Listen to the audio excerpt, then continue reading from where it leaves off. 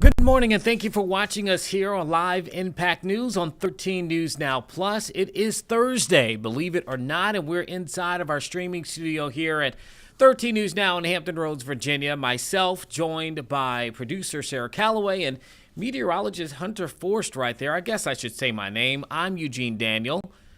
Great. Okay, right now we are checking a few things happening live. We'll show you here. That is the President Donald Trump, speaking at the National Prayer Breakfast this morning. We're going to record. We've been recording his remarks. We're going to catch you up with what he says later on in the stream. Meanwhile, we are counting down the days to the Super Bowl, the big game on Sunday between the Seattle Seahawks and the New England Patriots. And quite the game we are hoping to see in that. But, of course, we need to talk about this forecast, which is why we have meteorologist Hunter Forst with us. Hunter, when you were here yesterday, we were talking about the potential for a wintry mix again in Hampton Roads. Now, the way that you and we had Craig here approached it, we're saying, hey, it's nothing like the storms that we had seen earlier in the week. And there was a little bit of I'll say caution, just in what could potentially happen. Well, this morning, how did things kind of fare, and how are we looking at this point when it comes to our forecast? You know, there wasn't a whole lot with the system that went through last night. There were a few flurries, a few rain showers, but a lot of that didn't reach the ground. So overall this morning, things weren't too bad out there heading off to work or off to school, even though I know there are a few delayed starts. I guess, better safe than sorry, but most of the roads out there this morning were A-OK, which is great. But as we head into the next couple of days, we're not expecting, any major snowstorms. You'll see on that second line there, flurries possible tomorrow. That's really about it, Friday evening. And as we head into this upcoming weekend, the frigid cold temperatures, that's going to be the main story. I mean, we're going to be in the mid-30s Saturday and Sunday, which is fine. But it's going to be very, very windy, so it's going to be feeling more like the single digits pretty much the entire day Saturday. So it's going to be a cold, cold weekend. But outside right now, things are looking good. We're seeing a little bit of cloud cover at the ocean front. Temperatures right now are hovering in the low 30s, a few mid-30s, and we're only going to stay in the 30s this afternoon. Right now it's 32 in Norfolk, 32 in Virginia Beach, it's 34 in Hampton, 32 in Newport News, 35 in Suffolk, 33 in Elizabeth City, and 32 down in Chesapeake. So we're about 5 to almost 10 degrees cooler than this time yesterday. Satellite radar is looking good this afternoon or this morning. Not a whole lot going on. We're seeing a few, snowflakes and showers early this morning, but overall it's going to be, a partly sunny day, mid-30s. The warmest spot looking like the Outer Banks, 39 degrees. We'll take that. 35 in Virginia Beach and Norfolk, 36 in Hampton, 38 in Williamsburg today. As we take a look at our futurecast heading into this evening, skies again start to clear. And by tonight, we're in the upper 20s to low 30s. And Friday morning, it's a classic start to the day. Upper 20s to low 30s, nothing crazy. And then by the afternoon, that's right, we're in the low 40s. So that's something to celebrate. But you'll notice off to the 95 corridor, there are a few snow showers and rain showers. Those will push on through late Friday afternoon into Friday evening. So this is 6 o'clock. Could run into a few snow showers maybe on your ride home from work, or rain showers the further south you are, but it moves out very quickly. So 8, 9 o'clock, it's out of here. Temperatures in the mid to low 30s still. So as it's coming through, temperatures will be most likely above freezing, so anything that falls will not stick to the ground. And then by Saturday morning, maybe an early snow shower, but this is when it really starts to get cold. We're going to be in the mid to upper teens to right around 20 degrees Saturday morning. We won't budge much by the afternoon. We'll be in the mid to low 30s, but it's just going to be very, very windy. That's going to be making it feel much cooler than that, and pretty much a copy and paste heading into Sunday. Windy and cold once again. Here's a look at the futurecast winds on Saturday. Looking like gusts will be around 40 to 45 miles an hour. Maybe a few isolated gusts higher than that. But then we'll finally start to see those gusts coming down a bit getting into Sunday, but it's still going to be pretty breezy Sunday, but not looking to be as windy as our Saturday. So here's a look at wind chills in the morning on Saturday. I mean, most of us in the single digits.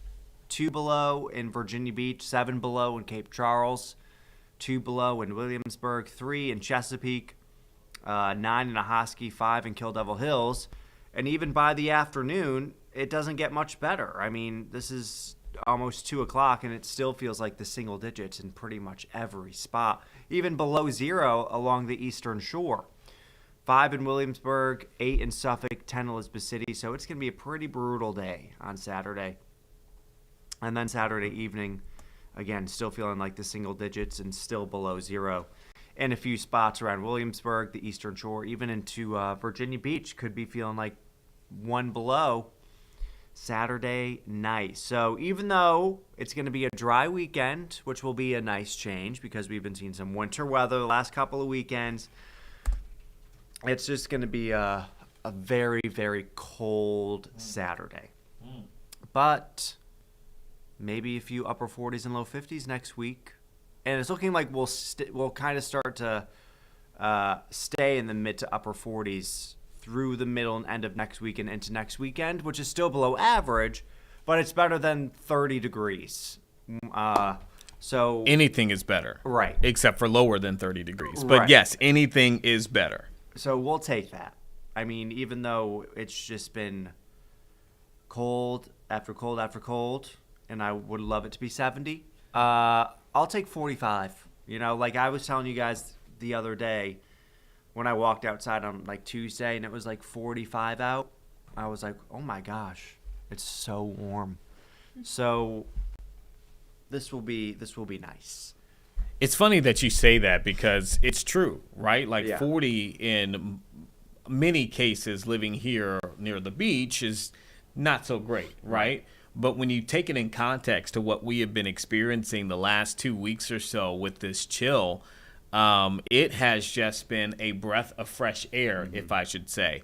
Just the ability to walk out and you don't shiver immediately, right? Like I thought for a moment, I was like, man, is it 60s the other day when we hit 40? It's like, no, it's just like 46. Yeah. But it really did feel really good. Hunter, we were talking just about, this stretch of weather that we've had. For you as a forecaster, as a meteorologist, back to back, and then potentially another winter storm mix could potentially come in. What's it like on your end, man, in the forecasting of all of that? Because they've all been different storm systems or different systems, because this last one really wasn't, anywhere near the others. But what's that been like for you and just being able to forecast them, knowing that they've all had differences? I would say it's fun and stressful. Okay. Of course, this is my job, so I love forecasting the weather, especially if it's been kind of if the weather's been kind of like boring for a while, and then you see some, winter storms coming through. It's kind of fun to forecast those and see what's going to happen. But lately, it's just been a little bit difficult, especially with the models not agreeing a whole lot over the last couple of storms, which makes it more difficult and, of course, more stressful. Yeah. But it's just part of life. We try our best to make sure everything is accurate. So, I mean, it's not gonna, stop me from not loving it. You know Yeah, what I mean? for sure. So, I think it's been fun. You know, just trying to narrow down the logistics and what the vibes are going to be like. Yeah, for sure. You know, it's funny. We talk about snow and how many people get excited around a certain time of year, especially around these parts, to be able to experience it. You know, the holidays for sure. And then after a while, it's like, all right, now I moved to the beach area for a reason. And I guess that's my next question. You're talking about when it could finally break a little bit to have some consistent 40s. I can never think of, on the top of my mind, on average during the year, when we do finally see things consistently be like in the 50s. I know we're still in early February, but remind me again, Sarah, maybe you've lived here your entire life, when it actually gets to that level where we're not really dealing with it being 30s potentially on a day, where consistently it's 40 something and above. Is that coming soon on average? Or we still got some time? Maybe I'm just wishful thinking. I would say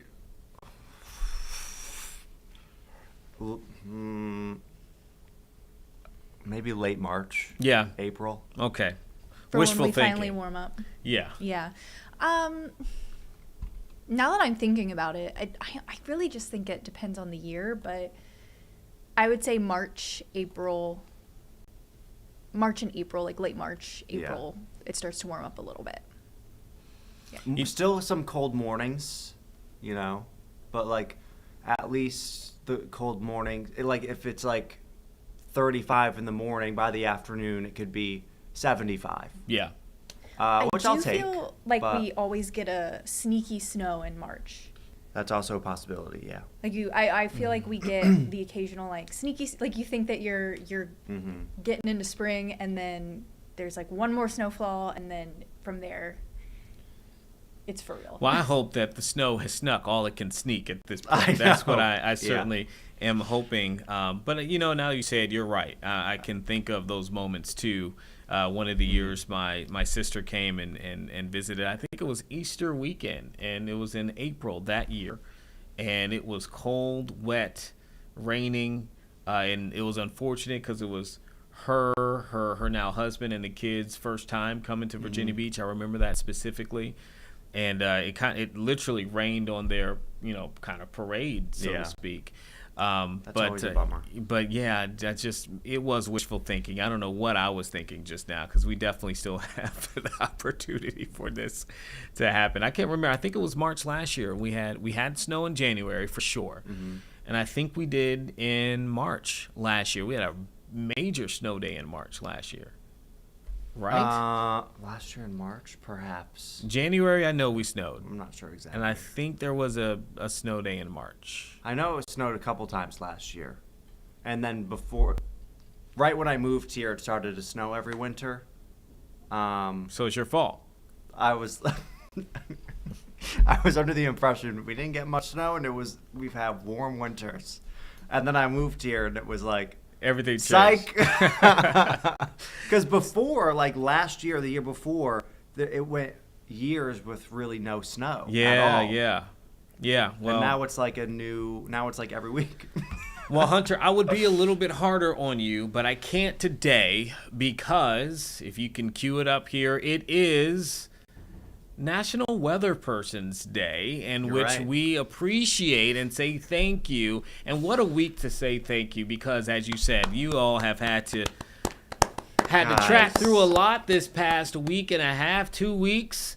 And we just want to give a shout out to Hunter here, but also our entire team of meteorologists, our chief meteorologist, Tim Pandages, Craig Muller with us in Daybreak, Evan Stewart, Taylor Stephenson. Yep. I don't think I'm missing anyone in that. So we really do appreciate our team. We love them very much. They work so hard. They're so smart.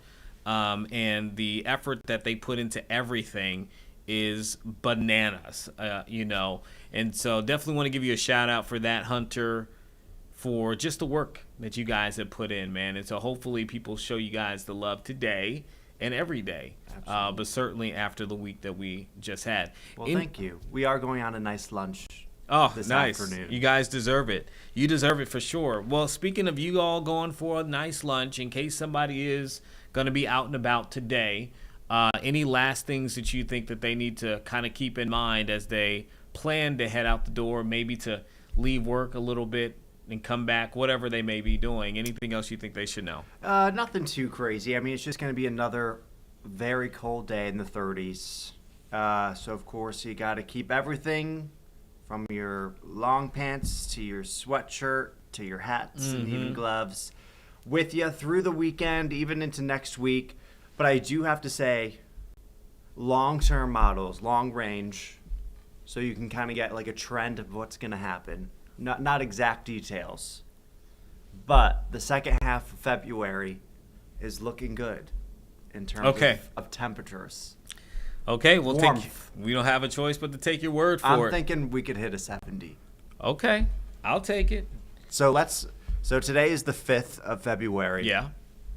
Let's check. Oh, let's check out my birthday, which is the 19th. Okay. To Thursday. So let's check back here that day and be like, how has it been looking, and what is it going to look like, and see if my predictions were accurate. Okay, Sarah, chart that February 19th, and if it doesn't come true, we will have Hunter on here, and we will then shame him. True. No, I of hope you course get we a won't. 70-degree day for your birthday. Thank Of you. course. I am going to Florida that day, so I likely will. Oh, well. So we'll see you on the round back. Yeah. Oh, man. Okay, well, Hunter, thanks, man. Speaking of the round back, we're going to go ahead and take a quick break here on Live Impact News. Give us about 2 minutes, and we'll have more here on the stream.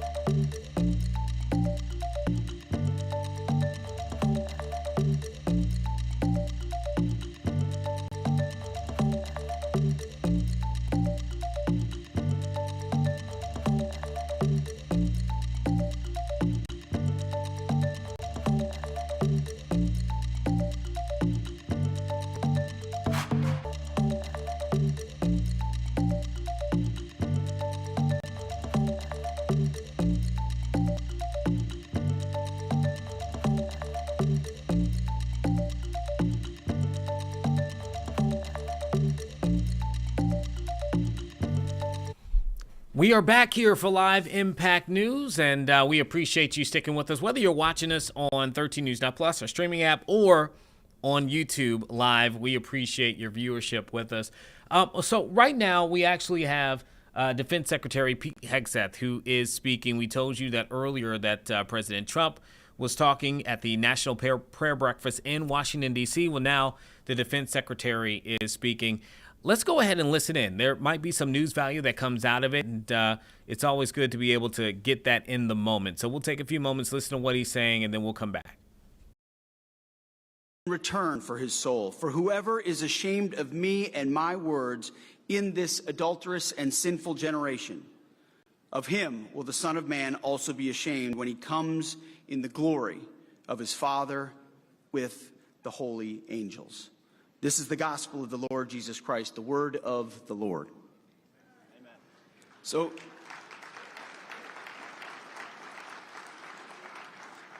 In this gospel reading, we hear Christ say, "Take up your cross and follow me." Clearly, Christ was not simply sent to be a diplomat. He was a disruptor. His mission was to divide truth from lies, the things of the world from the things of God, light from darkness, good from evil. And like Christ, in earthly ways, our brave warriors are not called to appease the world. They must confront it. We know we fight a physical battle, but ultimately grounded, as the president said, in a spiritual battlefield. Not only are we warriors armed with the arsenal of freedom, we ultimately are armed with the arsenal of faith, and have been from the beginning. Just as George Washington knelt in the snow at Valley Forge, appealing to heaven for guidance and protection, so too our warriors do today. You see, we talk about 1776 and 250 years, and that is rightfully fitting to do. But at the War Department, we're a bit of a 1775 department. We know that you can't have the freedoms of 1776 without the willingness to fight and defend it.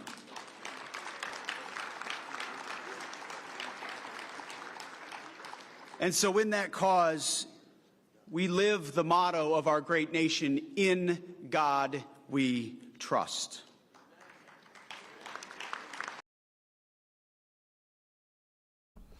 Okay, so again, they are at the National Prayer Breakfast this morning, and you can kind of get that sense from what he is saying in the moment. But I was hoping to just listen in for a little bit, because the other thing that we're following that broke just this morning is a major update in the talks between Ukraine and Russia. Hold on one second here.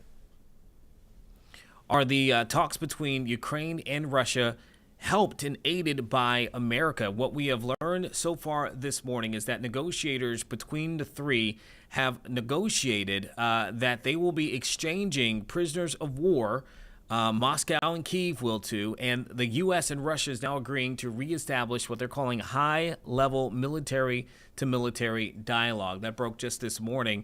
Reporting now from ABC News. The president of Ukraine, Volodymyr Zelensky, had said previously that they expected some form of exchange for prisoners of war with Russia in the near future. We now know that that took place just a day later. This follows the talks that they have been having in Abu Dhabi. So a major breakthrough in that case. We saw a post from President Trump's peace envoy, Steve Witkoff, just earlier today, gave a little bit more details into the matter. He said that this would involve 314 prisoners and would be the first such exchange for 5 months. So we've been talking about this particular conflict between Ukraine and Russia now for years. So this would be a significant moment in the talks between the two, again, with the United States in the mix of that. And so wanted to bring that to your attention in the moment, as we just saw the defense secretary speaking. And again, we did see President Trump talking there at the National Prayer Breakfast. We've recorded that, trying to get that all set up for later on in the stream to be able to show you that. But now we're going to talk about something that comes back to our talks about the forecast and weather and this just brutal cold stretch that we've been experiencing. You have the cold temperatures, right? That's one thing. But another issue that we have unfortunately seen in Norfolk, in D.C., in Richmond, are people being hurt or worse by falling into frozen water. In Norfolk, there was a child who fell into a body of water outside of an apartment complex just on Sunday, and that child had to be rushed to CHKD in order to, be checked for possible cold exposure. In D.C., they found the body of a man who had fallen into the ice in the Potomac. And in Richmond, in that area as well, there was a child who fell into a frozen body of water just 2 weeks ago with that first major storm that we experienced here in the region. So I spoke to a person within the Virginia Beach EMS about this and the things that we need to know when it comes to getting anywhere close to a frozen body of water and what you should do if you see somebody who does. Hear what they have to say. One of the big conversations that we have seen circulating because of this winter weather is safety protocol when it comes to frozen bodies of water. Unfortunately, we've had a few situations that have been really tragic with young people falling into frozen ponds. So I wanted you to come on and talk to us about the safety measures that we can take and the things people need to know when it comes to situations like this. So thank you. First off, if somebody sees a frozen body of water here in Hampton Roads, Mhm. is it frozen enough for them to walk on it? In this area, I know we've had several days of cold weather, but the ice is not thick enough for us to stand on and hold our weight. So it's safe to not go on the ice. No ice is safe ice, just because we're not in a climate to where it's going to hold our weight. And I know for you all, you've seen the reports recently. We've had children who have fallen into frozen ponds. And we know it can be tricky when you have young kids. You turn around Mhm. for 1 second and Right. they are off somewhere, and next thing you know, something can happen. What would be your encouragement to maybe parents or guardians, particularly as these temperatures have been repeatedly cold and there might be those bodies of water? What are some suggestions and things that you would share for them? I think this is a great opportunity for parents to show their kids the ice and also remind them that, yes, it's here, it's dangerous, don't walk on it. It's a learning opportunity. Yes, we've had several days of cold weather, but don't walk on the ice, because with cold weather, you can become hypothermic, and that can lead to a series of things that we can prevent, by not worrying about those waterways. So let's talk about that. You mentioned the dangers that come with it. Hmm. So let's say that I am out and about for whatever reason, and I discover someone who has fallen into a frozen body of water. Hmm. How should I respond? What should I do first? And if I am able to step into action, how can I do so? Yes. So the biggest thing is calling 911, getting help coming to you. Be aware of your surroundings so that emergency responders can locate you in a timely fashion. If it's safe to do so, if they're on the edge of the water and they just need help getting out, don't put yourself at risk.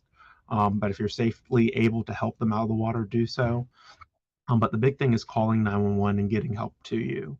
Um, Once we get you out of the water, then the big thing for us is to make sure we get you out of those wet clothes and into dry clothes because, our body heat's going to be leaching from those wet clothes. So we want to get you dry, get you warm, um, and that's the big thing there. You mentioned if you are able to try to help someone, obviously after they've Mhm. called 911, we're talking Right. about maybe the moments between paramedics and you all get to the scene. Hmm. How should they go about that? I've seen different suggestions that, an individual attempting to help someone in that water shouldn't jump into it. They should use maybe a rope. Have you heard that? And what Yeah. tips would you have in order to like in the moment before you guys are able to arrive? Right. So depending on where you're at, right, a lot of the neighborhood lakes don't have, buoys or throw ropes that you could use to safely retrieve somebody. So typically, the best thing is to keep eyes on that person, reassure them that help is on the way. Don't put yourself in harm's way. So if they already went through that ice, you know that you're most likely not going to be able to walk on that ice as well to safely retrieve them. So if you have a rope, you can throw the rope and try to pull them back in. But really don't put yourself in harm's way. So let the first responders do their job. They have the appropriate equipment to safely retrieve that person and only have one person to have to worry about instead of multiple people because they're trying to be helpful. We appreciate the sentiment and being helpful, but calling 911 and getting help to you is the biggest thing in those emergency situations. How often do you all respond to things of this nature, particularly since we're in this region, right? Like Mhm. we're not really we live in a place that has beach in the name, right? Yes. So the Right. amount of snow and ice that we've seen maybe in the last 2 years isn't as Mhm. familiar, but obviously it's something you train for. In Mhm. your time, how often do you come across these scenarios where you're having to rescue someone who's fallen into a frozen or cold body of water? We're very fortunate that yes, we have the ocean front and our beaches that are established, but people I don't think realize the amount of ponds and rivers and streams that are throughout the city that truly connect our waterways.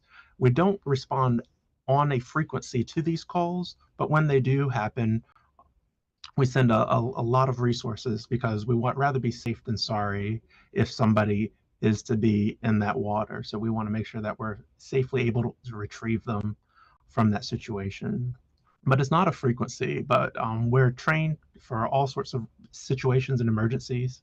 And with this cold weather, we kind of been reminding crews of some of those cold weather concerns that exist, especially as we've had the inclement weather come in. Which is why they should call you first, right? And that's it. Derek, we appreciate you again. Before we end this, are there any lasting words that you want for people to know when it comes to the risk of trying to be on a frozen body of water? Yes, it might look fun, it might look interesting, but no ice is safe ice. Call 911, get help coming to you, and let the professionals do their job. That's what they're trained for. Derek, we appreciate you. Thank you for all that you guys do and keeping everybody safe. And hopefully things go well over the next few hours. Okay. Thank you. All right. Well, there you have it. We just wanted to be sure to share that information with you. Obviously, on our end, having to report these tragedies is terrible. But it's one of those things where in many cases, it is so preventable. And you kind of hear it from him there. And, just you think for one moment that maybe it's strong enough to support you, and it's not. I was telling the story, Sarah, we were talking about last year, maybe the year before last, I went to visit my sister and her kids in New Jersey, and it was cold, and there was snow on the ground, and there was a body of water that was frozen, and we were driving and by it, and my nephew at the time was like 6 years old, maybe 7. He goes, "Oh, can we go skate on the water?" My sister, was immediately like, "No," right? But I say that to speak to the draw that it has for not only kids, but a lot of us. We see the movies. Maybe you grew up in the North, where areas where this may have been, more suitable, and you're, excited about that winter opportunity to do something like this, especially for children. And then the next thing you know, we're in an emergency situation, right? So that is why we wanted to reach out and get you the information that you needed, and to keep you from doing it here in Hampton Roads, but also what happens if you happen to find yourself in the midst of it. Our reporter who was on the scene on Sunday when that happened with the child in Norfolk, they spoke exclusively to a woman who made the 911 call. She just happened to be out there at the time. A mom herself, she saw children in the area who were playing around this pond, and you can look at it there. You see all the ice that had kind of accumulated over top. Children were playing around it, and, next thing she says, she saw a child, we don't know the age, walk onto the ice, and then they fell through. The child's father eventually got them out, and again, they had to go to CHKD, Children of the King's Daughter. So it is Children's Hospital of the King's Daughter. So it is something that is appealing to definitely for young people. It's the magic of winter, but it is dangerous. So please, please, please, please keep that advice. And so glad that they took the time out to speak with us there. And we're glad that you're watching, but we are going to take another quick break. We'll be back in a few minutes.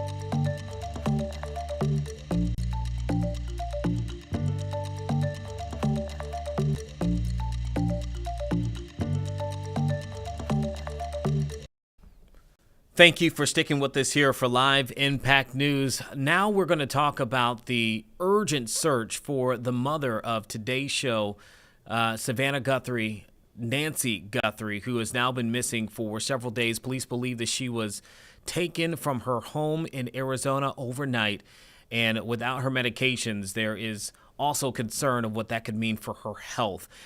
We have a story that we have from ABC at this morning that includes a tearful plea from Savannah Guthrie and her siblings, urging their mother to come home, urging whoever is responsible for this to allow her to come home. All of this while there have been reports of a possible ransom note.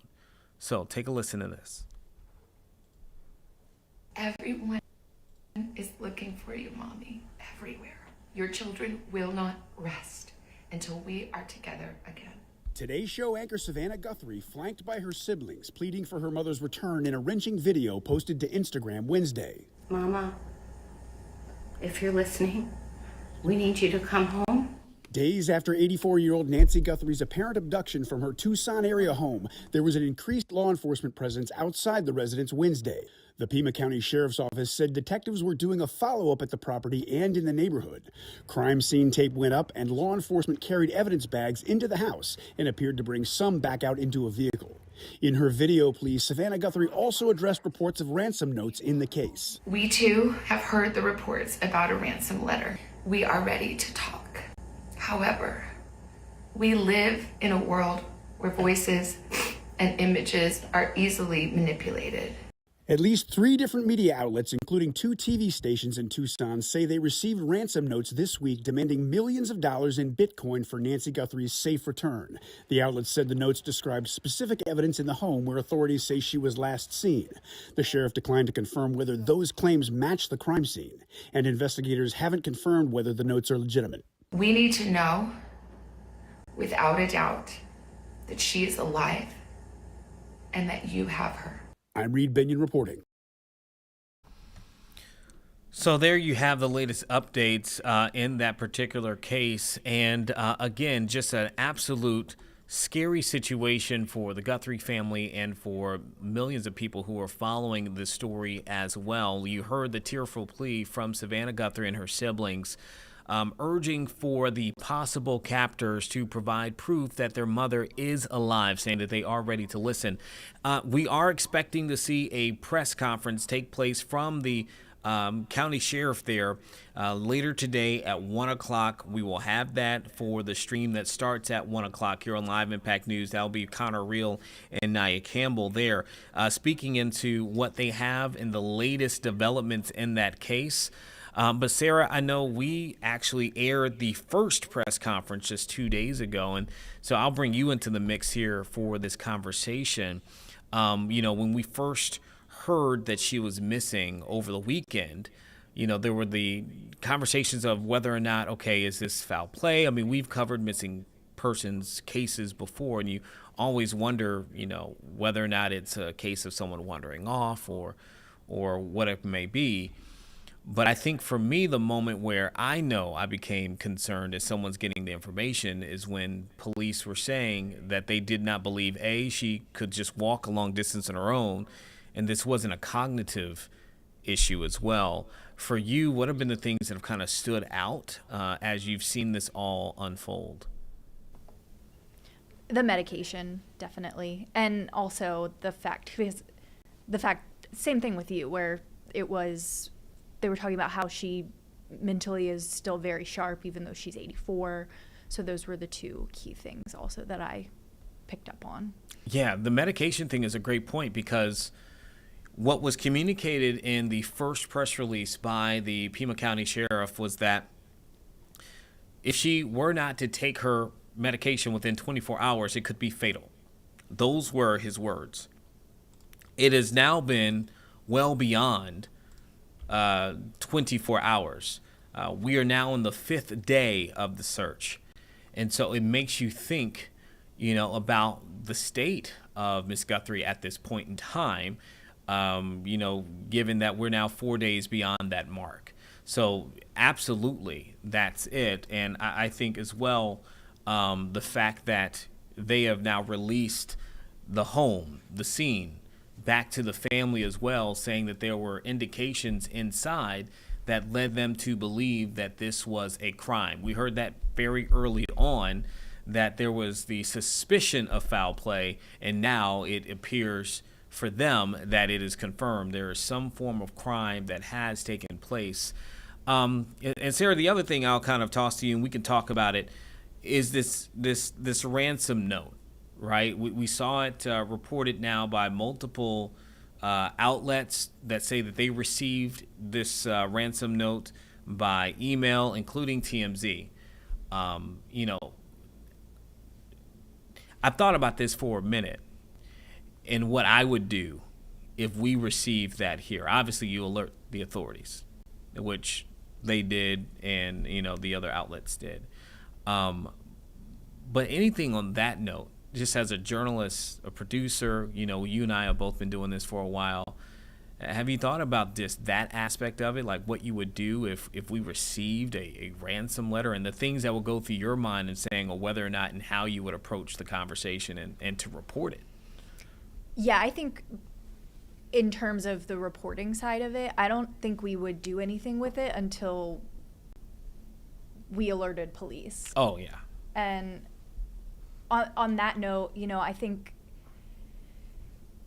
in very upsetting situations like this, there are unfortunately people out there who, this note may not have anything to do with the case. It's just someone maybe saw and wanted to take advantage of a family who is very emotional right now and would do anything to get their loved one back.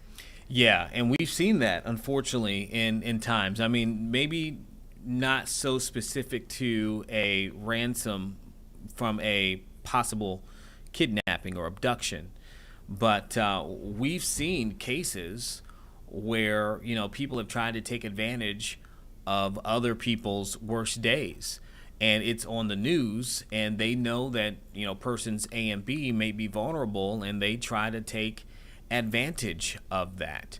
I vaguely remember, and I'll have to look it up, I believe there was a case where we saw something similar maybe a year ago in our area, where someone tried to do something similar. There may have been a missing person, and there was reports that an individual had tried to write a letter or some kind of statement saying they had him, and I think it came out that they were trying to take advantage. I'll look it up, because it's coming to my mind at the moment. But we've seen that. I think what made this, from the reports that I've read and that I've heard, different, is that there were specifics in the note that only someone who could have been involved would have known. And that's what we've seen that's been reported multiple times. And that comes from fact-checking with police and law enforcement, using your sources, in this case maybe with the family. And it has to be, they have to feel that it's reasonable enough of a possibility for them to mention it in the way that they did in that video. But I'm with you. You can't do anything unless you verify it through police that there's something in there that has some type of merit. Yeah, and I think, this kind of thing can happen in, your normal cases with people who, Savannah Guthrie is a high-profile person. She's on the Today Show, and this sort of thing happens in cases with people who aren't high-profile. And so I think the fact that she is very well-known and is a on-air personality, I think it helps because it's getting a lot of attention, but also in cases like this, when you're not sure if a ransom note is real, it can also, in some ways, work against you too. So, exactly. And, the case that I was thinking of actually was last year. It was around this time last year, January 28th. There was a case of a 12-year-old boy who was missing out of Virginia Beach. And unfortunately, they later found the boy's body in a pond near a retention pond near an apartment complex. But a part of what the story, it had at one point been treated as though it could have been a possible abduction. And if you recall, they had to eventually investigate that because it appeared that someone did indeed use the situation to try to scam the family. And we did stories on obviously the tragedy of the moment, but also within the concept of somebody trying to take advantage of somebody's worst day like that. And that was the case that I was thinking. I just couldn't put a date and location, but Virginia Beach around this time just last year with that missing child. So it's certainly been fascinating from a lot of different angles, and I would be very interested to hear from, local law enforcement and others who have to handle these type of cases on a daily and sift through that information and what's real and what's not. Speaking of, one more thing I wanted to bring up and talk about within this, because they mentioned it kind of in it as well, and CNN had done some reporting on this too, is how the prospect of artificial intelligence deepfakes could make it hard to verify communication from whoever may have taken Nancy Guthrie. AI has been certainly a development. I mean, when it comes to innovation, but this is one of those cases too. And you heard, Savannah Guthrie mention it in there, and even in the clip that we just played. Did you hear that when she said, they're ready to talk? However, we live in a world where voices and images are easily manipulated, saying that they needed proof that their mother is alive. And it is fascinatingly terrifying. I'll put those two words together to know that we are in a situation, in a era where it is so easy to manipulate images and sounds and data that could make it maybe a little bit more complicated in solving this, even if somebody's trying to fake, heaven forbid, they're faking a ransom. Well, it's also, you think about it, technology makes it a lot harder to get away with a crime nowadays. That's true. But then you have this side of it too, where yeah, you can fake it. You can fake a lot of things. Yeah. It's another thought. And speaking of technology, for those who have, probably wondering, what about the technology in this case? We've heard from police that they are looking at all of the surveillance cameras from inside the home, but one of the cameras, if I'm not mistaken, is missing. And that would be the one that was in the front of the home, I do believe. And that would probably, there's a likelihood, there's a possibility. Maybe that's what I should say. I don't want to speculate on anything, but you'd imagine there's a possibility that there's something on that camera that could help them in this particular case, in this investigation. Where it is, what happened to it, the last that I have seen, I have not gotten an update or seen an update that that particular device has been found, or the footage from it has been found as well. All of this dating back to Saturday was the last time that family members saw Nancy Guthrie. That's another look at her there. They dropped her off at home after dinner. And then Sunday around 2 o'clock that morning, her pacemaker last sent a signal to her iPhone. According to reporting by CNN, they talked to a source briefed on the investigation, and that phone would be found at the home during the investigation of her disappearance later. And then Sunday around 11 a.m. is when her relatives went to the home to look for her because she had not gotten to church. I imagine her church members noticed that she was missing, got concerned. Family members showed up to the home, and then about an hour later, someone within the family called 911 to report her missing. All of that on Sunday. Now we are on Thursday, and still no sign of where Nancy Guthrie is located. So there has been an increased law enforcement presence in the area. And again, speaking of President Trump, we're, showing the moments he was speaking at the National Prayer Breakfast. He did come out and posted on social media, his concern for the Guthrie family and for Savannah Guthrie and her siblings. and said that they were going to, put as many resources, that she would have the full backing of the federal government and what they can do to help find her mother, to help find their mother. The president, speaking on the matter, saying that he was, deeply concerned as well. So, to that credit, he's stepping in this moment, and it is a situation and a disappearance for a number of different reasons that have captured people's attention, not just because obviously it is the mother of Savannah Guthrie, but I think also this is an 84-year-old woman who, by all accounts, would not have been able to just, as you said, walk away, is very sharp.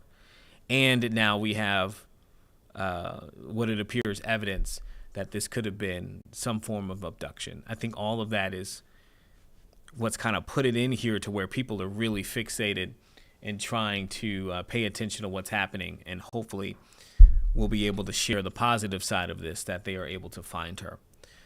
Anything else you can think of, Sarah, with that? Again, 1 o'clock is going to be that press conference, and we surely expect to take it here on Live Impact News when the stream continues at 1 p.m.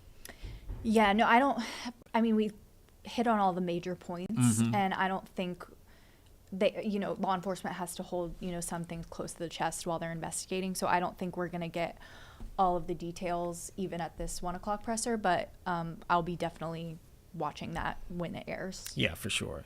Especially right now when you put in the mix of a possible ransom. You don't want to tip, tip your hat? Or maybe that's not the word. You don't want to show your hand.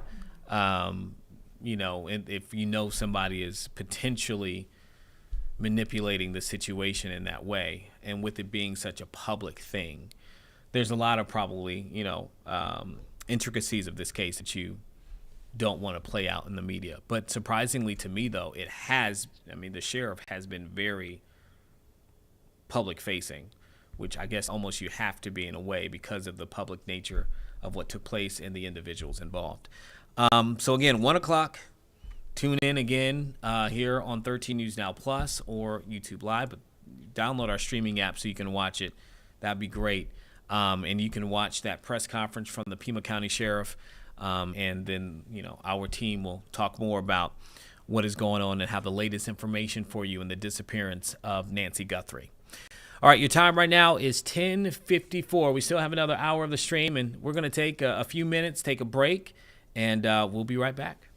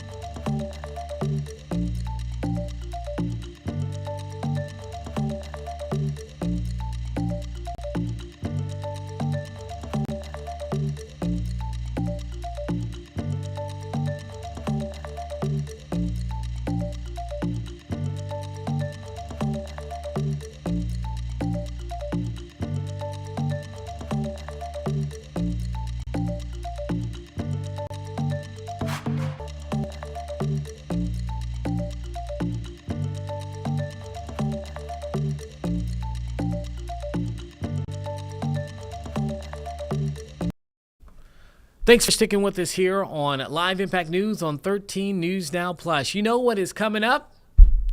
How about the Super Bowl? Super Bowl Sunday is right around the corner. The big game between the Seattle Seahawks and the New England Patriots. I'm not going to boo, but I want to. I'm an Atlanta Falcons fan. I don't think I will ever be in a scenario where I can root for the Patriots again in my life after the last time we went to the Super Bowl and they took our breath and life from underneath us. Man, I was so close to having a Super Bowl ring. But that's not what we're talking about here. We're talking about the game between the Seahawks and the Patriots. That's going to be in California at Levi's Stadium, and that is a look there live as preparations are underway. The players are there. They've been there going through their media scrum and the practices. It's one of the biggest weeks you can imagine if you are an athlete. There are literally no stages that are quite like this that you can really put into context. Maybe a few. Maybe the World Cup final is something that is similar, or, Game 7 of the World Series. But, when it comes to the Super Bowl, if you are a professional athlete, you're a football player, you're a fan, you're a marketer, this is the creme de la creme. We talk about the commercials every year. Some of the commercials are already starting to get leaked out, Sarah. It's like, can we wait till the actual day? Like, why are we putting these commercials out already? What is this? What is happening? Hey, those are expensive commercials. They're going to get everything they can. Yeah, you know what? That's probably right. That's like when my mom bought me my first winter coat when I finally kind of grew up a little bit. It was few sizes too big, and I said, Mom, what's up with this? She said, I paid a lot, so I bought it a few sizes bigger so you could wear it for the next few years. I feel like that's where we are right now with these commercials, right? But the game is coming up. The players, again, they're going through all of their preps right now. Sarah, do you have anyone that you hope to win?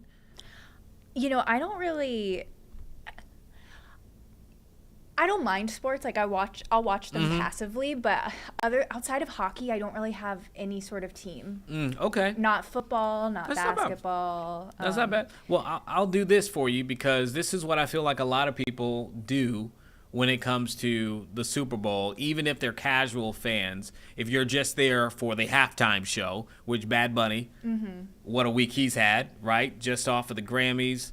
Got some major wins. Now he's about to do the Super Bowl. But just Seahawk, Patriot. You just got to choose one. Who you got? I'm going to say the Seahawks. Okay. Not a bad choice. Because I do feel like good for the Patriots. Like there was a really long time there where every year I feel like it was a Patriots Super Bowl. And it's been a while since they've been back to a Super Bowl, but I want to see someone new take it. I'm okay with that. I told you how I feel about the Pats at the top, right? But I'm good with the Seahawks. I'll be rooting for the Seahawks. And it is a rematch between, I can't remember what year it would have been. Was it 2016 maybe, between the Seahawks and the Patriots, in which that game led by Russell Wilson for the Seahawks. There was a real controversial play at the end of the game to end it, where a lot of people thought they should have ran the ball at the goal line. They throw it, it gets intercepted, and that is how that ended. Not only that, but it ended what we used to call the Legion of Boom, the Seattle Seahawks, which there was their defense. Their defense was incredible, led by a person right here from Hampton Roads, actually, Cam Chancellor. So, there was a lot of Hampton Roads mixes with that team, and now, again, those two teams are back in it. But the Patriots won, right? The Patriots won that. Yeah, the Patriots won that game. I think it's maybe the Seahawks' time. I think so. I'm with you. I don't have a strong opinion, but listen, I like your opinion, though. I'm a fan of it. Now, you had asked me a question during the break. Yes. So for those who do not know, my dad played in the National Football League for 14 years, most of those with the Indianapolis Colts. They didn't win a lot, but they did come very close. Your question was, did my dad ever play in a Super Bowl? He came one play shy of going to a Super Bowl. I think the year was 94 or 95, and he played with, now people know him as a coach. His quarterback was Jim Harbaugh, who is now the coach of the Chargers. It was a Hail Mary attempt at the very end of the game. The Colts my dad played for, and the Colts receiver had it in his hands in the end zone to win the game, and he just dropped it. It was a tough catch. It would have been a really tough catch. But had he held on to that game, literally as the clock struck 0, had he held on to that pass, my dad would have played in a Super Bowl against the Dallas Cowboys, and I think that year the game would have been in Arizona. And, the team that did beat the Colts, they ended up getting mollywopped. I mean, beat down by the Cowboys. But my dad thinks that they would have beat them because they played the next year, and they did beat those same Cowboys. Now, they probably would have lost. But easier to say that now since you never played in the game. But my dad... Who did they play that year? The Cowboy. Who did the Cowboys play? Who did beat us in that game? I have to now look it up. Let's see.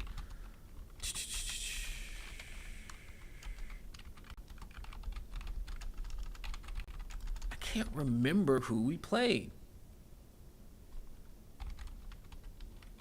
I should. I just remember the dropped ball. Was it the Steelers? Yes, It was. We lost to the Steelers. Yeah, it was the Steelers game because it's the same game that Cordell Stewart ran out of the end zone and came back in and caught a touchdown pass, which is illegal, but that's besides the point. So it was the Steelers who beat them, and the Steelers lost to the Cowboys that year, 1995. I know I said I don't really have a preference for teams. If I were to have a preference, I feel like by proximity it would be the Commanders. But I also, my brother is a really big Steelers fan. And so I feel like Commanders, Steelers, I kind of have a little bit of an affinity for both of those teams. But again, I don't really, at least in football, I don't really have a strong opinion. That's okay. I think that's the draw of the Super Bowl because it doesn't matter if you're a fan or not. The big thing that people have is the experience and the parties that are going to take place, the gatherings that people are going to be able to experience, what they eat, and again, the halftime show. And there was that bit of controversy still, kind of lingering over with Bad Bunny being there. There being some disparaging, critical remarks on the selection of him as an artist for the Super Bowl halftime show because Spanish-speaking artist, but I mean, major win at the Grammys this year. So obviously, we believe he's going to put on a great show.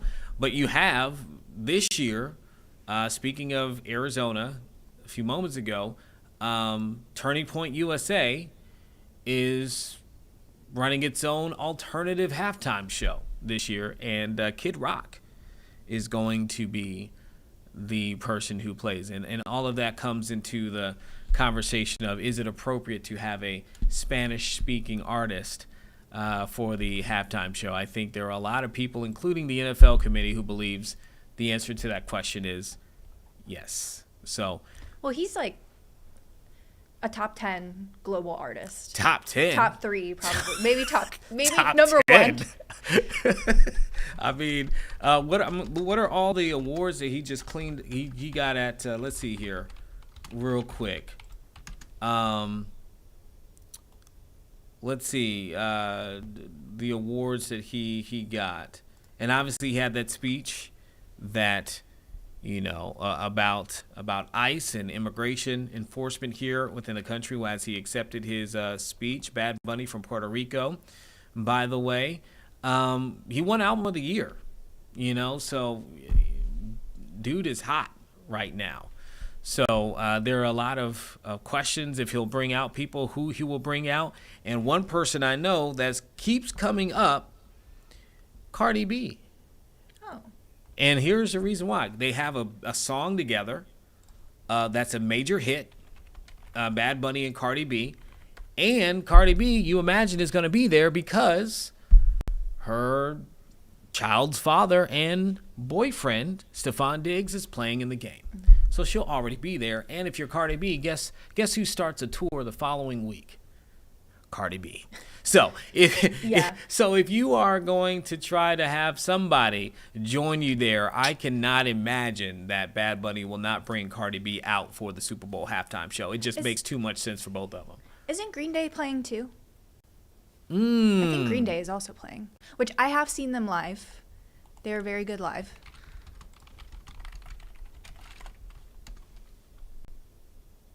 Yes, Green Day will be playing as well. So, good point. Good point to bring them up on that. And you've seen them live. Yeah. A few years ago. They're going to be playing the opening ceremony.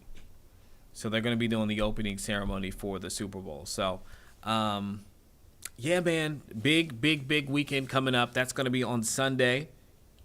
And looking forward to not just the game, but all of the storylines that come along with it as well. And I know a lot of people probably feel the same. And, of course, the commercials. I've been critical of them coming out earlier, but I've intentionally not looked at them because I want to be able to experience them in the moment because some of them are quite entertaining. So that's coming up. Sarah has already said it's the Seahawks. I'm going for the Seahawks. Here we are, Team Stream. Let's see if we are the victors come next week. All right. Well, Sarah, it is what, 11:10. Let's take a quick break one more time. I do have, what's if you up? want to run this story. We have a story it's for about, just the preparations in Santa Clara right now. Let's do it. Okay. And then we'll take a break. If you've ever spent weeks cleaning up before your guests arrive, try getting a 65,000 seat plus stadium ready for the Super Bowl. Today, crews showed off spiffed up stands and signage inside Levi Stadium. A tour of everything from where fans will be sitting to what they'll be eating. There's going to be a lot of those favorites, right? We're adding the wow items and some of the signature stuff. Beyond the fan experience inside Levi Stadium, organizers have also been working to address concerns. Leaders from the NFL Players Association played down unsubstantiated rumors that electromagnetic frequencies from a nearby electrical substation pose a health risk to players. Experts pretty universally publicly said that there's nothing to be concerned about. We, of course, are monitoring that.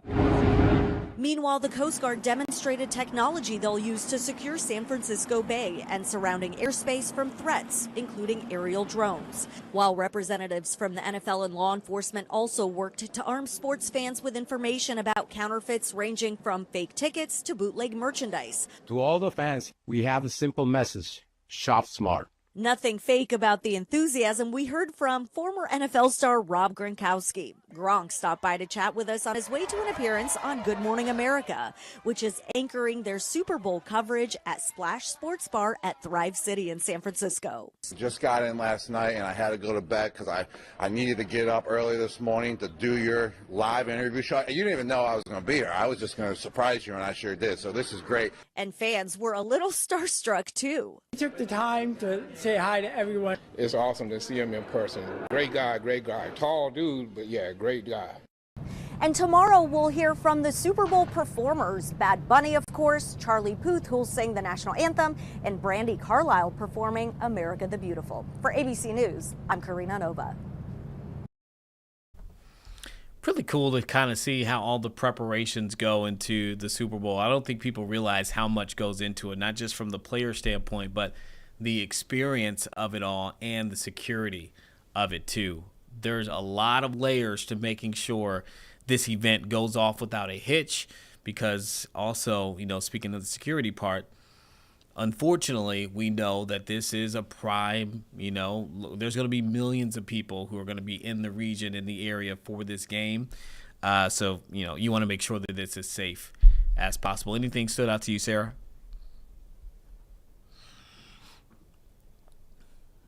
Sorry, I couldn't find my mic button. I was just hearing Charlie Puth is also playing, and Brandi Carlile. I didn't realize that they were also going to play, so they have quite a few people lined up. There you have it. There you have even more reason, Sarah, to tune in and get in with the Super Bowl this year. Again, that's going to be Sunday, Levi's Stadium, there in California, Santa Clara. the big game between the Seattle Seahawks and the New England Patriots. So we'll see what happens. Of course, we'll have probably some more stories in the next few days about it as well, but excited for the matchup. Okay, your time right now, 11:13. We'll take a quick break.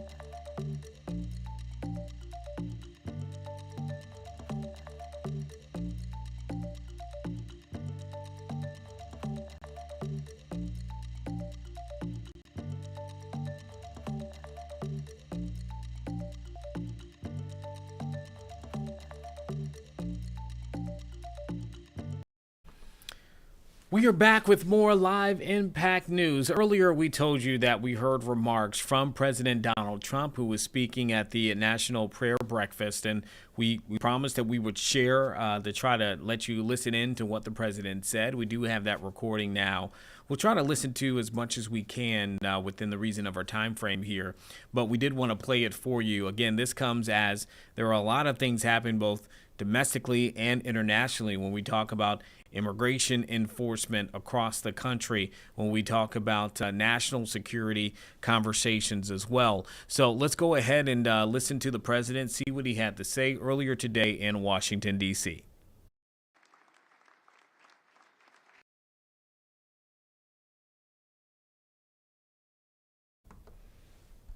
All right, give us 1 second here so we can re-queue it up for you and then play it out. Sometimes this happens for us when we are bringing in the videos. They freeze for a little bit, then we have to replay them. So we want to make sure that we get this for you. Okay, we're going to try it one more time, queuing it up now for you. Again, this is the president just earlier today. I think he wrapped up his remarks just before or just after we started our stream. So here we go. I think we're good now. It's hard to turn it down. I don't have the courage to turn it down. Sometimes I want to. Come back from a horrendous trip fighting people that can't stand us, keeping us out of wars, and seeing things that nobody would believe that anybody would see. And last time I came, I got in at 4 in the morning. They said, "Sir, you're going to be speaking at 7." I said, "Really? Oh, that's wonderful." I said, "Where?" "National Prayer Breakfast." I said, "I'll be there. I'm afraid not to be. I need all the help I can get."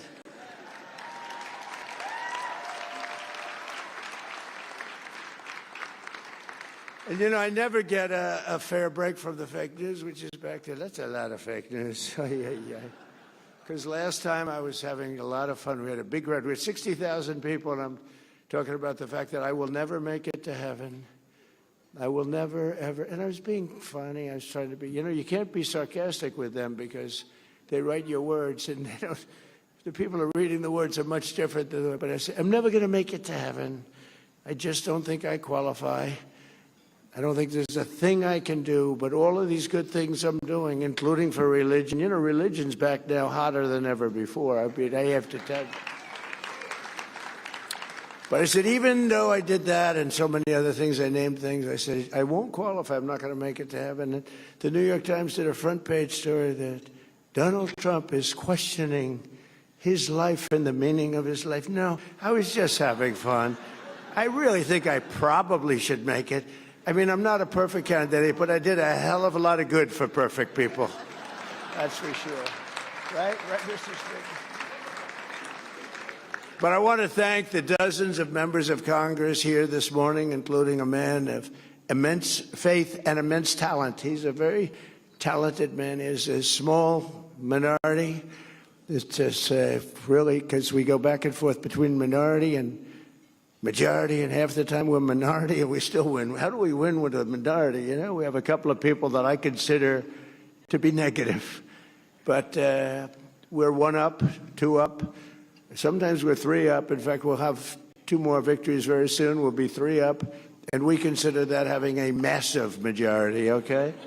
Right, Mike? That's considered. We're not spoiled. Can you imagine if we ever picked up like 20 or 30 seats? Wouldn't that be that'd be too easy. I think it would be too easy. It wouldn't be fun.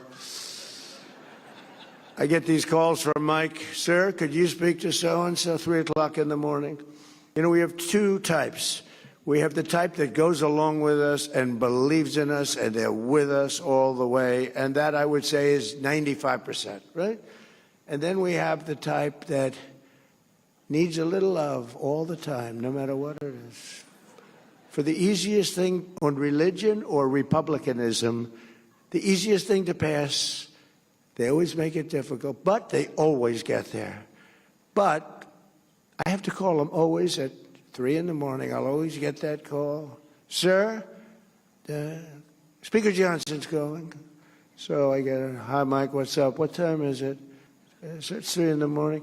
So we have 9 names there giving us difficulty. They want to have a phone call. I said, all right, let's go. Here we go. Same 9 all the time, right? You know? So I call up. I say, Chip, how you doing, Chip? Hello, sir. Sir, I can't quite get there. I just don't know. Could I come over for breakfast? You know, we have a 9 o'clock vote, right? I said, really, is it not? Sir, you got to get me there, sir. Let's have breakfast, Chip, great. Then I get others pretty much the same night. I don't want to name too many, but I would. And they always get there. We have one that doesn't get there. We have one guy. He's an automatic no. No matter what. If we did welfare reform, if we did the greatest thing in history for religion, no matter what we did, no matter how good it is, greatest tax cuts, and we just did the greatest tax cuts in history, he voted against. He voted. Now, no matter what we do, this moron, no matter what it is, we could put them all together. I think, Mike, what would you say the top 5 things? Name them. We'll put them in one bill, and we'll put them before we'll get 100% vote, except for this guy named Thomas Massey. There's something wrong with him. We call him Rand Paul Jr. You know, it's like they just vote no. They love voting no. They think it's good politically. The guy's polling at about 9%. It's not good. But we have great support, and we have great support for religion. You know, I've done more for religion than any other president. When Paula was saying that, it was so nice. I was proud of it. And I said, that's true. I told the people backstage. What she said is true. Who else would say that, right? But it is true. But then I said, but that's not saying much, because not too many presidents have done too much for religion. I want to tell you that. Certainly modern day presidents, they bailed out on you. They bailed out. They want to be neutral. They want to be neutral or against. You know, the Democrats are against. I don't know how a person of faith can vote for a Democrat. I really don't. And I know we have some here today, and I don't know why they're here, because they certainly don't give us their vote. I certainly know that we're not going to be convincing them to vote for a little thing called voter ID. It polls at 97%. And even the Democrat, the people, the voters, are at 82% for voter ID, but the leaders don't want to approve it. They said they will strike. They will not allow it to happen. It's polling at over 90%.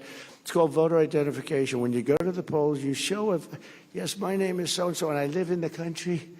I'm here. I can vote. They say, that's not allowed. And no, everyone's trying to figure it out. And they do something to win. You know what it is? They cheat. But let's get on to another subject. No, at that, they're the finest, probably anywhere in the world, I would say. But we're trying to pass voter ID and other things having to do with your religion. And getting the Democrats to vote is very, very tough. But we're grateful to the co-chairs of the breakfast, Representatives Ben Klein and Jonathan Jackson and Governor Bill Lee of Tennessee. Thank you very much. Thank you very much. Thank you very much. And I want to thank a man who's been with me for a long time. We've been friends, and I used to be interviewed by him, and all he wanted to talk about was war. I said, this guy, you know, he's very smart, went to the top schools, was a top student. He's like me. I was a very good student, too, but nobody would think so, you know. And nobody thinks Pete was a good student. I don't know. They think of him as a tough cookie, a flamethrower, which I like, actually, in the position of Secretary of War. But he has done some job. Pete Hegseth.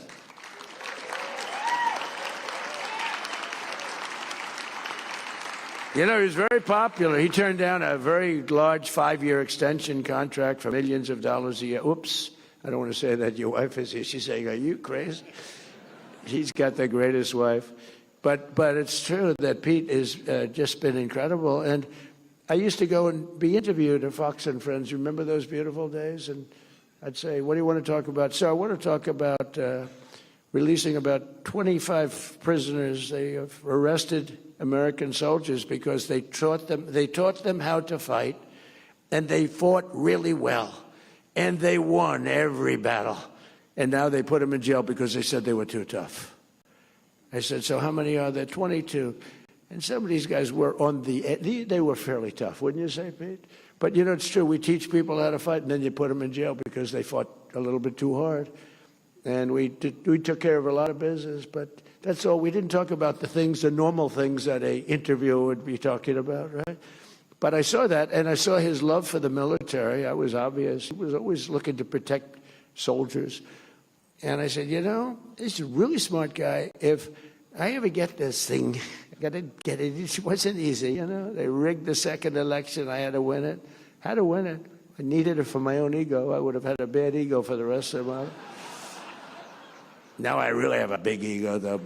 Beating these lunatics was incredible, right? What a great feeling. Winning every swing state, winning the popular vote. The first time, you know, they said I didn't win the popular vote. I did. But they said. So they'd always say, they would always thought they'd introduce it. While Donald Trump did not win the popular vote, you know, I'm sitting up being introduced by a Democrat or somebody. And they say, why Donald Trump did not win the popular vote. He won the presidency. Here he is. I said, that was terrible. I said, and we won the popular vote by a lot. We didn't want to play any games. This has been a much different. We had a great first term. We had the greatest economy in history, but this one's going to blow it away. Already it's blowing everything away. We have $18 trillion coming into our country, blowing everything away. But we had a great first term. We rebuilt the military.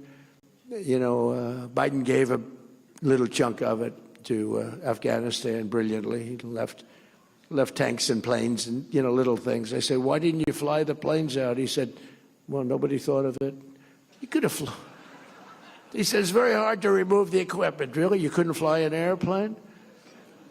Buy a $150 million brand new airplane. Sir, I think it's better to leave it. Why? It's more cost effective. So we leave him a brand new jet. I said, these people are crazy. But we have it under control now like you've never seen, and our military has never been stronger. And you saw that with the B-2 bombers in Iran, and you saw it recently with Venezuela, where we're getting along fantastically with leadership. Really become a great relationship. I don't think there's been anything quite like it ever. In fact, we have 50 million barrels of oil floating right now over to Houston, and we're working with them really well. I don't think I've ever seen anything. The cooperation that we have and it's great for them because they were in big trouble economically, and yet they have more oil than any other country in the world, I think, except us. But they have more oil just about than any. And by the way, us and them, we have 68% of the world's oil. Now, I know that doesn't mean too much to people of great religion. I know you want to hear about that, but, you know, we got to keep our country strong, and we're doing really good. But that's been an amazing operation. I would say when people saw that, I was just talking to a great leader from El Salvador, and he said, man, that was some attack. I've never seen anything like that one, right? Right? That was good, even by your high standard, right? That was a hell of an attack. But we have... Okay, that was remarks by President Trump earlier today at the National Prayer Breakfast. The president trying to speak candidly there, I guess, in front of the audience. A few things that he said there of note. The president taking issue with people, he says, saying that he did not win the popular vote in 2016. He didn't, but he did win the Electoral College and obviously went on to win that election. It's interesting as he's speaking there. You heard at the end he was talking about Venezuela, and again the questions surrounding what we are going to be doing after taking the Venezuelan president out of the country. He is now here in a facility in Brooklyn awaiting charges. And the conversation around oil, you heard there from the president about how much oil is there within the country. And again, what we plan to do with Venezuela, for Venezuela, through Venezuela, when it comes to oil. That is the question that a lot of lawmakers have had, including those in the Senate. They've also had questions about the president's tariff strategy. We've still been awaiting a decision by the Supreme Court on whether or not the way in which the president has utilized tariffs in this country are legal. Well, right now there is a hearing taking place in the Senate with the Senate Banking Committee, and you're looking there right there at Senator Warnock out of Georgia. He has been asking questions. This is live about the president's tariff policy. We're going to go directly to the Senate hearing. Thank you very much, Chairman Scott and Ranking Member Warren, for this hearing. And Secretary President, thanks very much for being here. Appreciate it. It's good to see you, Senator. Good seeing you. And I want to thank you and commend you for updating the 45Z clean fuel production credit. That is very important. So thank you very much for getting that out. Your guidance incorporates what we put in the Working Families Tax Cut. Okay, it does look like they appear to be winding down right now. But here's what we're going to do. We're going to go back just a little bit here in some of the comments. This is all happening live here. We'll actually start with, you see it there, Sarah, with Virginia Senator Mark Warner. The person who is speaking, who is in this hearing, is Scott Bessent. So, again, you're getting to hear from the individuals who are pushing for the financials, the Treasury, et cetera, here within the U.S. I'm also looking at Tom Tillis here out of North Carolina. So, Sarah, wherever we just start there, we can go ahead and do so and let the questioning go from there. I might start with Tillis. That's fine, and then let it play until we get to Warner. Let's start with the gentleman from North Carolina.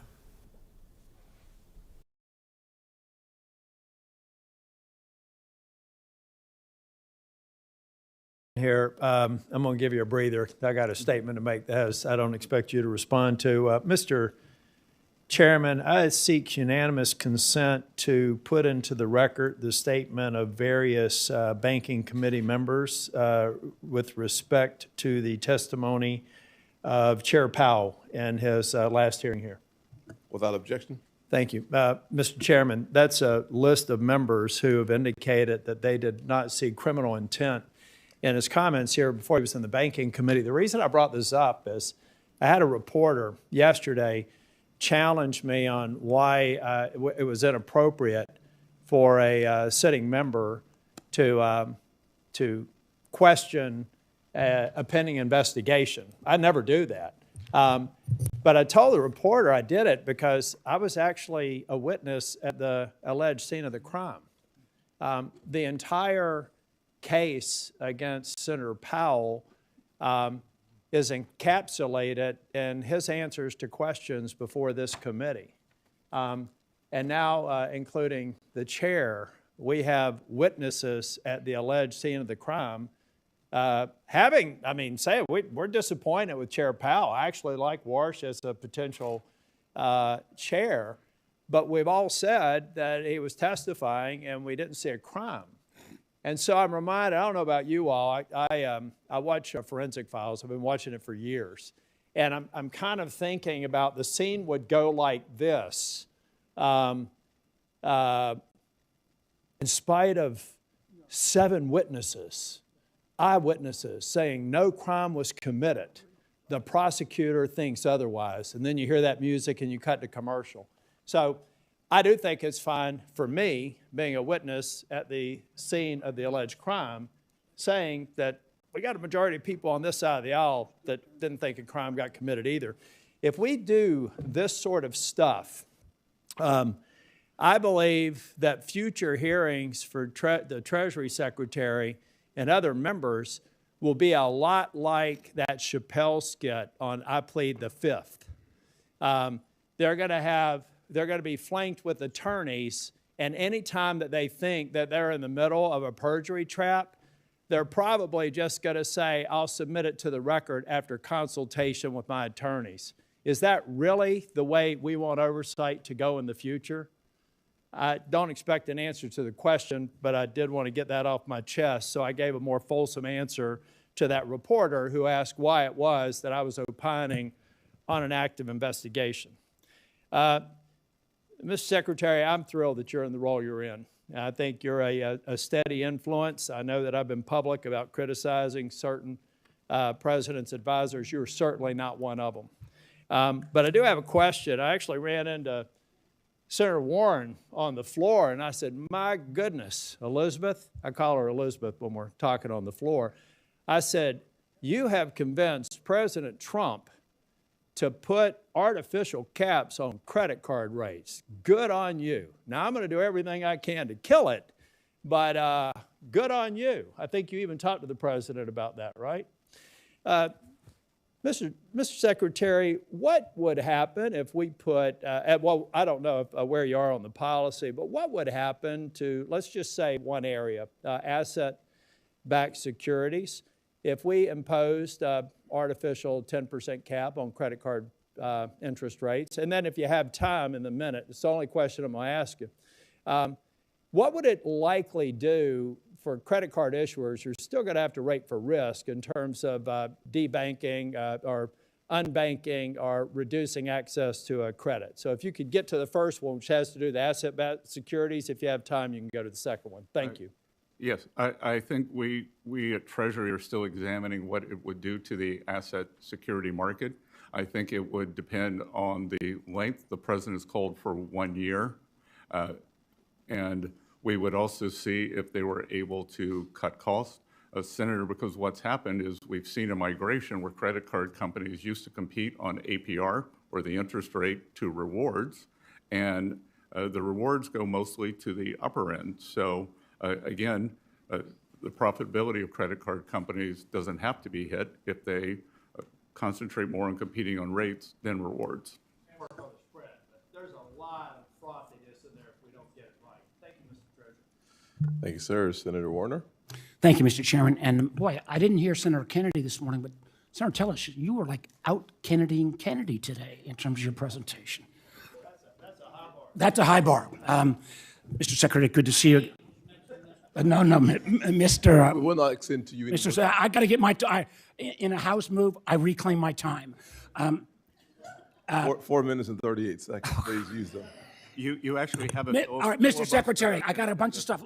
One of the reasons I voted for you, encouraged others, was your support for CDFIs.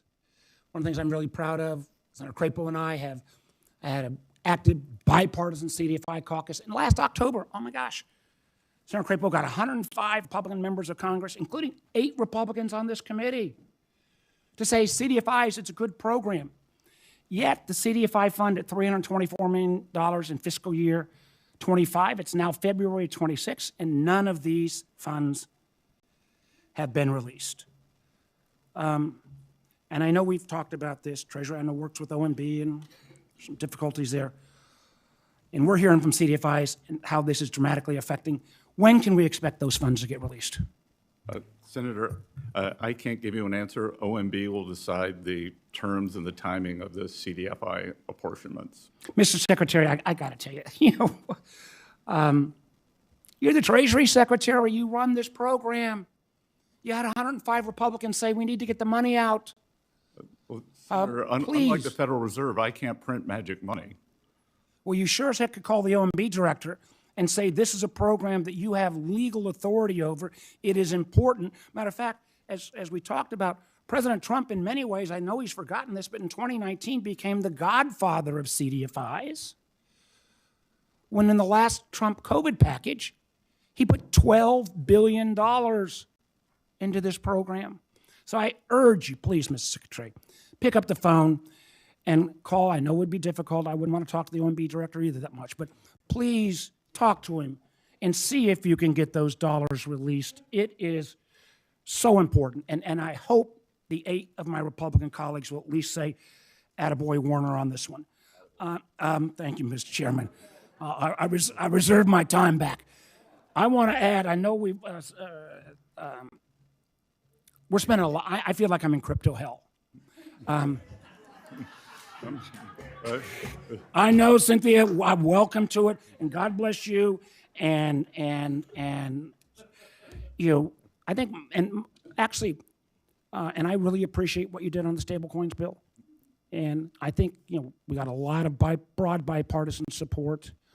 At least many of us, I think all of my Republicans and many of my Democratic friends agree we want these products built in America. Crypto's here to stay, and we need clear rules of the road. And stablecoin was simple compared to market structure. But you have, one of the things that we see in crypto, and we are working our tail off. You can please, I think the chairman and I've spent, and Cynthia and others spent more time on this than, anyway, I'm going to use up my time. But there are a lot of issues around national security that you have unique perspectives on with FinCEN, with the Secret Service. We sure as heck don't want to take away from prosecutors some of the tools they have to go against bad guys. You know, we've got to have some area to close down some of the gaps in DeFi. And again, there's bipartisan agreement on this, but boy, we need, I think we're starting to get some of the technical assistance. But if you can just make clear that this is a real problem, and you know, we'll deal with yields and rewards, we'll deal with a host of other issues, but these national security issues around DeFi are real, and we need to not create a set of rules that leaves huge exemptions and candidly takes away some of the prosecutorial powers that exist today. Senator, I look forward to working with you on that. We've had problems, and historically, there's problems when the technology gets ahead of the legislation. So if we can work with you on the legislation it's for both OFAC and FinCEN. We love your technical assistance, and I think, Mr. Chairman and Senator Lomas, that you will be invited to our next round robin on that, and that may be later today or tomorrow or Monday. So good. And if you could convince some of there seems to be a nihilist group in the industry who would prefer no regulation over this very good regulation. Amen, brother. So weigh in. I do. Weigh in. Early and often, Senator. Weigh in. One last comment. I know my time is up. Oh. No, last comment. Hey, Senator. agentic AI, we got to come back and talk about. Agentic AI, huge possibilities with AI, but we've got to be careful about that. Thank you, Mr. Chairman. Unbelievable. Okay. Senator Lummis. Thank you.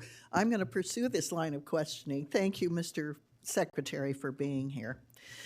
You've had a chance to travel the world since you took the oath of office.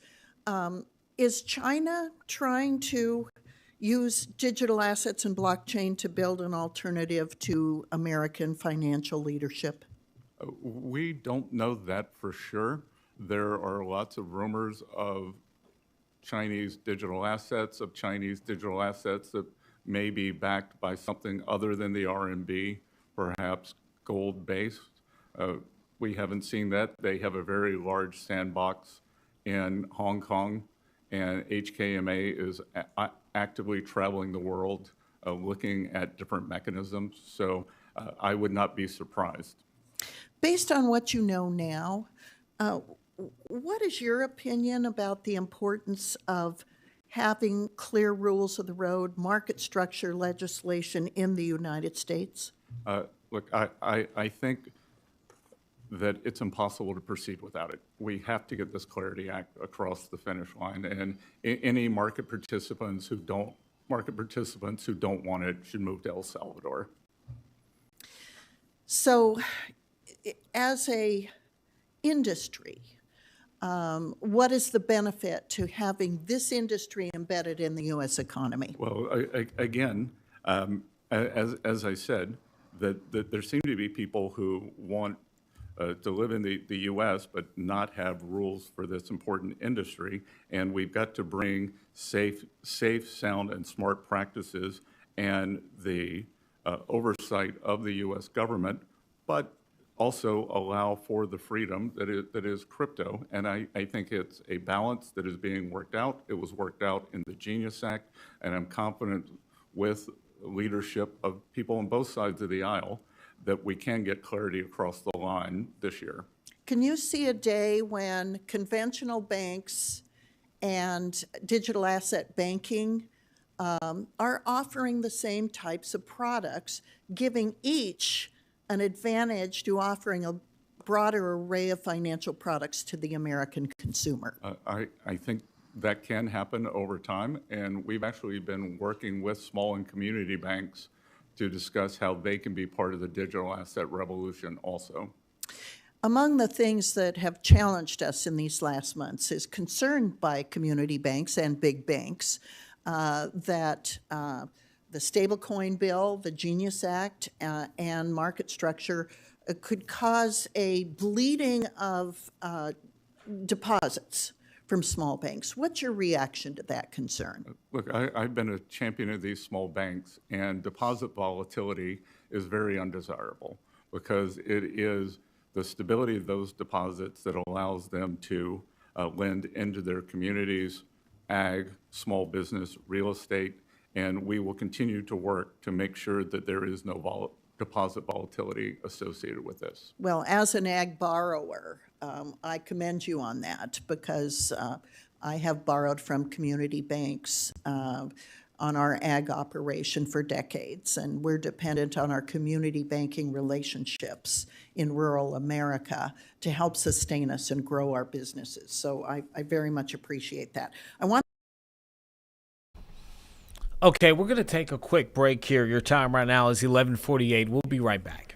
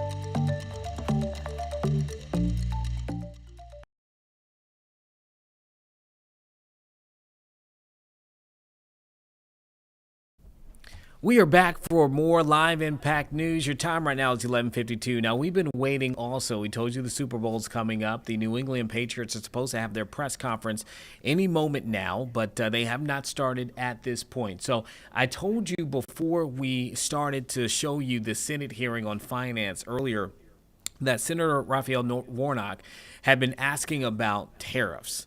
And I wanted us to be able to listen into that, to see the conversations again, because he's talking to Treasury Secretary Scott Bessent. So we'll go ahead and play that for you right now. And if anything does change here in the next 8 or so minutes before our stream ends, we'll go to it right away. But let's go ahead and play these questions from Senator Warnock and answers from Scott Bessent. I could agree to disagree. But more importantly, manufacturers are telling us something different. Manufacturers are struggling because of the president's policies, and that's what they keep telling us, and the facts keep telling us. In fact, just this past Monday, the Wall Street Journal published this article entitled, "U.S. Manufacturing is in Retreat, and Trump's Tariffs Aren't Helping." I request consent to enter this article into the hearing record, Mr. Chairman. Without objection. Secretary Bessent, do you know how many manufacturing jobs the United States has lost since Liberation Day in April 2025, when the president first announced his tariffs? Yes, Senator, because you were out of the room, but it was already brought up. We do many things, sir. I don't need you to tell me where I was. 72,000, and I will point out that the Wall Street Journal 72,000 is not called the Main Street Journal, and they care more about Wall I'm not, Street than Main sir, Street. I'm not asking you to opine on the Wall Street Journal. I have 3 minutes. Just answer the questions that I'm actually asking you. So 72,000 manufacturing jobs, according to the Federal Reserve Bank of St. Louis. Thank you for answering the question. Manufacturers shed workers in each of the 8 months after President Trump unveiled his tariffs on what he called Liberation Day. I would submit that it's a strange liberation and a curious freedom that leaves you unemployed. Even worse, smaller businesses are struggling to keep up with the tariff chaos. Big manufacturers may have the resources to shift suppliers. And I need you to understand the spirit of my questions. I spend a lot of time talking to the people in Georgia who've given me the great honor of representing them in the United States Senate. And so this is about them, and especially our small businesses. They don't have the ear of the president. They don't have access to Mar-a-Lago, and so they're not able to insulate their company from the worst of the tariff. Secretary Bessent, small businesses without the same resources or unfettered access to the president, what should those businesses do for the relief if they can't get into Mar-a-Lago? Again, sir, small business confidence is up. And we are seeing that the One Big Beautiful Bill gives the full expensing for equipment, factories, and ag structures. They are telling us that it's more expensive to make basic things. We are moving in the wrong direction. The facts don't lie. The president lies often. The facts don't lie. In fact, if you're saying we're at the beginning, basically your answer to those small businesses is wait a little while. Is that the answer? That a year from you ask about manufacturing. That's right. So I'm asking you, and I am saying I'm asking you about this manufacturing boom. Will we see something different a year from now? We are going to see it. I was just in my home state, Senator Scott's state, South Carolina, that we are seeing a boom there. And I believe Georgia has very good pro-business policies. I'm sure you will see a boom there also. The factory build intentions are quite high. I'll tell you what I see. I see, as I talk to folks, that it's more expensive to build things in America. I see that we've lost 72,000 jobs a year into this administration. We've lost manufacturing jobs every month since he called for Liberation Day. And meanwhile, folks who are working in these small businesses trying to make their lives work, they're seeing higher costs. They're seeing their costs go up for groceries. They're seeing their costs go up for electricity. They're seeing their costs go up for health care. And I think the American people are still waiting for a solution. So far, we haven't seen one coming out of this Trump tariffs regime. The Baptist preacher is done, and I have no time left. Thank you very much, Mr. Secretary. Inflation, Got a little tense there at the end when you're talking about the Trump policies there when it comes to tariffs. Again, we're still waiting on that Supreme Court decision that is going to weigh the power in which the president can have, particularly when it comes to emergency declarations on issuing the tariffs, which, as we have continued to follow over the last year now, has been a very big part of his policy, of his international policy, of his ability to negotiate with other countries, of his economic policy as well. The president using that in a way that we have not seen on a broader scale in our country's history.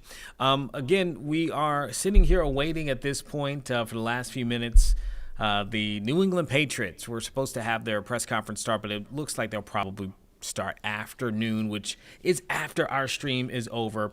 Again, as we look ahead to the Super Bowl that's going to take place on Sunday.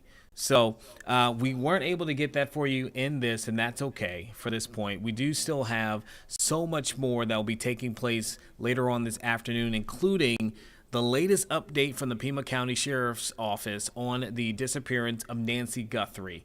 That will take place around 1 o'clock. At that point, Connor Reel and Nia Campbell will be here for Live Impact News, so stick with us here in about an hour or so here on the stream to get the latest on that particular case, and then also to hear from a law enforcement expert on how they would approach this. We have an interview set up for that too, so hopefully you can join us in the stream between 1 and 3. But up next, we have 13 News Now at noon with Ashley Smith, and Sarah and I will be right back here tomorrow at 10. We appreciate you for watching us, whether it was live on YouTube or on our app, 13 News Now Plus. We'll see you tomorrow.